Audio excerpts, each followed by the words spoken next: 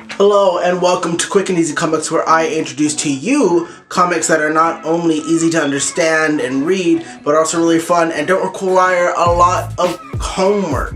And today we're going to be talking about one of my favorite comics, All New X-Factor, the X-Men team you've probably never even heard of, maybe.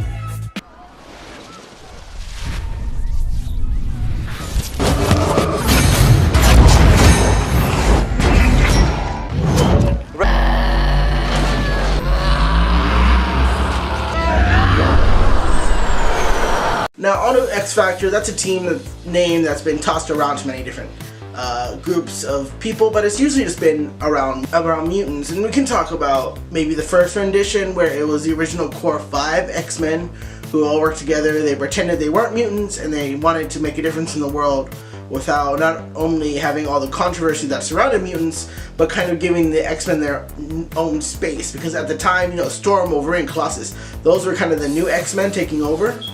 And they had their own little team. The second group, maybe some of the most famous we can talk about. Second group we can talk about, X-Factor, is maybe the one that you realize with Wolfsbane, Lorna Dane, Strong Guy, those type of things. And they are different from X-Force or X-Factor. Now this group had a contract with the government, and they worked not only to keep peace between humans and mutants, but to run different operations, and they kind of ran through that. Now, the team has been run through different people, and recently it was with Multiple Man Maddock, but a man bought it, and he decided, with an aid of his publicity department, that it would be great for their company's publicity if they had their very own superhero team. Which brings us to the characters. Number 1, the team leader of this group is Polaris, one of my favorite mutants ever. She's the daughter of Magneto. Has magnetic abilities, and she's been through some crazy stuff. I mean, she's one of the Horsemen for Apocalypse. That was a whole thing. She has this weird kind of we're in fighting, not really, we love each other relationship with Scott Summers, Cyclops' brother Havoc. And she's always had this sort of uneasy alliance, respect for her father Magneto, as well as this whole thing where she's kind of having always this identity crisis, because she was taken over and then she wasn't, and then a bunch of things happened, and then she kind of was drinking for a while, but now she's here, she's sobered up, and she wants to do good in this world, and this team and company gave her a shot. The second character we're going to talk about is the technically second recruited, which is Remy LeBeau Gambit, everybody's favorite 90s cool kid. Now Gambit, at the start of this, he's kind of always done his own thing, but because at this time Cyclops and Wolverine were taking mutant leaderships in different directions, one more based in the traditional school-wise teaching and the other one more revolutionary, Gambit was on Wolverine's side, because Wolverine and Cyclops had a whole splitting up, they broke up. Wolverine said, Gambit, you need to get your stuff together. Put it all in a bag, clean it up nice, and get it together. Because Gambit's still thieving, he's still being himself, and Wolverine's just like, dude, you gotta come be a teacher, you got students, you got responsibilities, you can't do this. And Gambit's not really ready for that. He's never been the type of guy that's been very obeying to the institution, So when Polaris comes up and to say, you want to be a part of my team, Gambit's like, yes, we can work together, I like you, you're cool, we've both been brainwashed into horsemen of death, so we'll do it, let's do it. And the third member that we're going to talk about is Quicksilver, the jerk of the Marvel Universe. And because the few times he's been portrayed in film, he's always come off as like this quirky, smart alecky, likable, somewhat attractive guy, and you're just like, oh, that's cool, but for the longest time in comics, he's just kind of been a jerk.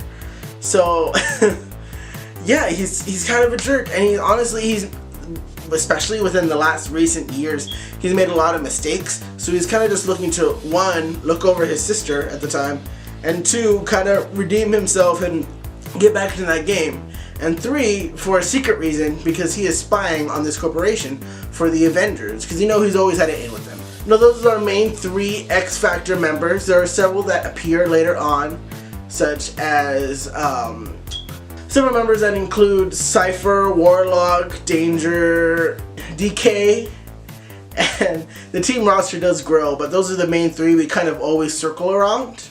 In fact, the first maybe 1 through 12 is especially just focused on them. So they're the X-Men that's always been the side characters. They're always adding to the team. They're never really the focus. And when they are the focus, it's a bit out of balance. And if you want to attest to that, we can look at Gambit's comic sales, because he always gets his own little solo issues, but they never last that long. So, so Gambit, Quicksilver, and Polaris are all these side characters brought together into this one really cool team, and they have such a great dynamic. I mean, they play off each other so well, Polaris is like mom, and not in an annoying way, but then when she starts to have fun, she's as wild as them. Quicksilver is just kind of the jerk that's willing to try to prove who he is as a person 24/7, so he's always on edge. And Gambit is just I don't know what I'm doing here, I'm just trying to have a nice time, why are we fighting, these are my friends, and being incredibly sarcastic with everyone.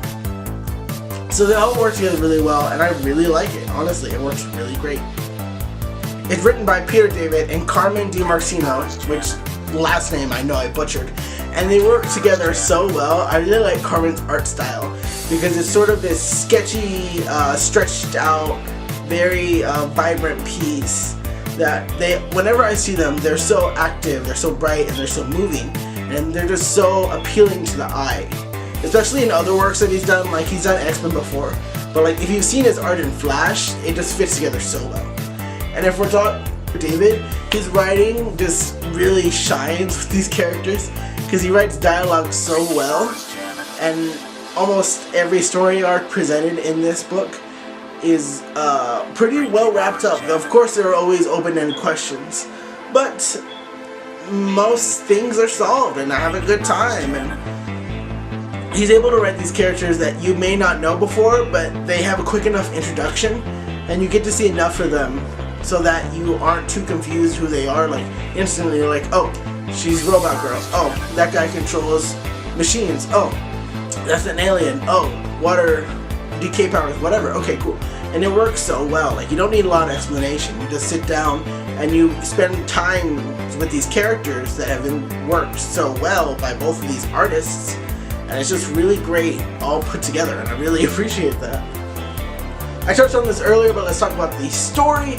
The story of this is that a company wants to improve its image, so they get a superhero team led by Polaris, who picks up Gambit and Quicksilver, who all come together under the guise of this company, Serval. And they come together and they save mutants, they try to liberate other people, they're one of the few superhero groups that aren't brainwashed during this huge event. And they just try to help people, honestly. And of course there's not Sinister, but there is a guise for all of this, and there's a reason, and we finally get to it by issue 20.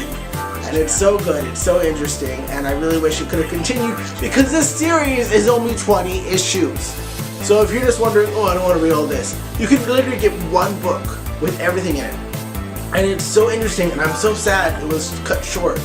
I was somewhat involved in this Tumblr tag called Save AVX or whatever, all new X Factor, and it didn't go through because sales just kept going down, but I really enjoyed it for what it was, because it was fun. It wasn't the world is ending, it's just these group of guys that become friends and they're just trying to help people, and that's really nice because a lot of teams, they get so much caught on personal drama and on these sort of interconnections that just kind of mess everything up, and they still do have that, but because they're at this corporation, they're not hey, I'm not gonna throw away this job, this livelihood, these friends over this petty squabble. They don't walk away easy, they run away.